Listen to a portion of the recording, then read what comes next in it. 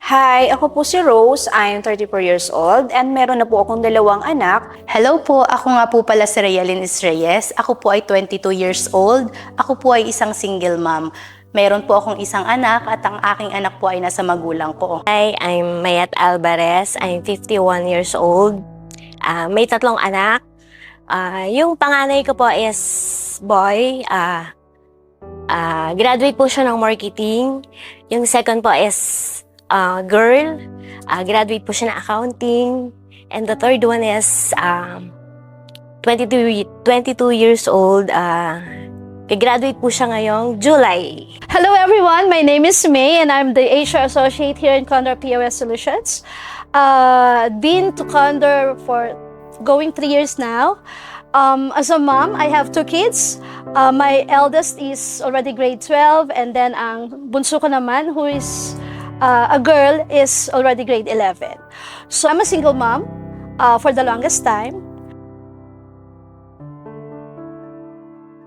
Sa maaga ko pong pagkakaroon ng anak, doon ko po na-realize na hindi madali po pala ang pagiging isang ina. So, kinailangan ko pong maagang magtrabaho para sa mga anak ko nang hindi po ako humihingi na ng tulong sa magulang ko. Ako po ngayon ay kasalukuyang nagtatrabaho sa isang resort. Para sa akin po, sobrang hirap kasi malayo ako sa anak ko.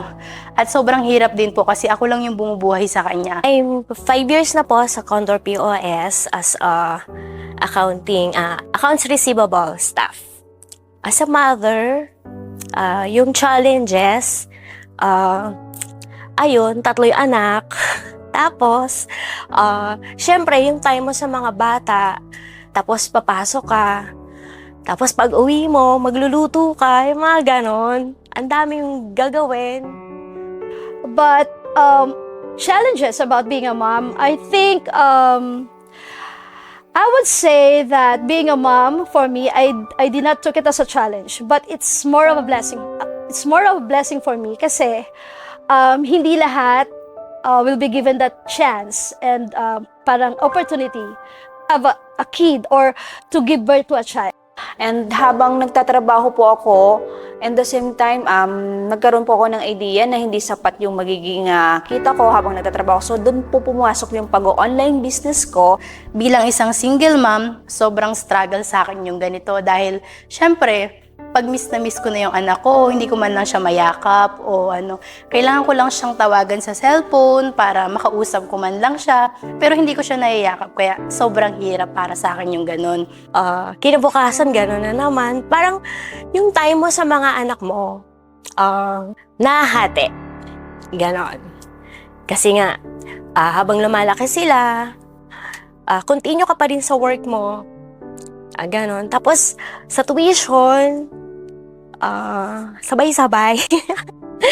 Nakaka-challenge talaga. Being a working mom for the longest time, it's been a challenge. It's been a struggle for me kung paano ko i-juggle yung time ko. But I'm so blessed that I have my parents with me, living with me. Kaya it didn't made me or it didn't give me any difficulty para mahati yung time ko for my work and for my family life. And habang nag-online business ako, hindi rin po pala siya ganun kadali kasi minsan di ko naasikaso yung mga anak ko kasi kailangan ko mag-online, magtrabaho. Yung struggle pala ng isang ina is hindi po pala madali. Sa katulad kong single mom dyan, laban lang tayo kasi alam nyo, yung struggle sa buhay natin na yan, kayang-kaya nating lampasan yan. Kasi katulad ko, ilang taon na ako nagtatrabaho, tapos nalagpasan ko naman, pero yun nga lang talaga. Mahirap kasi malayo tayo sa kanila. Pero kinakaya.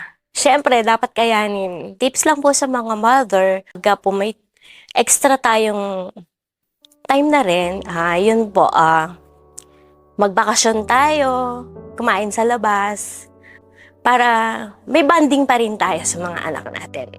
So this is just a matter of how you balance your home and your work life. And gladly, I am blessed with that. I'm so happy and so very glad that Condor has this kind, of idea to at least highlight or at least give the spotlight to Condor moms. So for me, napakahirap po ang pagiging isang ina, pero at the same time, masarap po kasi nabibigay ko yung mga gusto ng mga anak ko, nabibili ko yung mga gusto nila, nakakakain kami sa mga restaurant na gusto nilang kainan. So for me, is napakahirap po yung pagiging isang ina.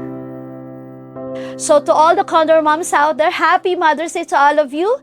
And also to all the moms, to all my friends who are moms, enjoy natin ang araw na ito. I wish you all na ma-enjoy natin ang araw na to. And hopefully, I'll pray for each and every one of you, my friends na may mga anak na, that our families will all be successful. God bless and have a nice day.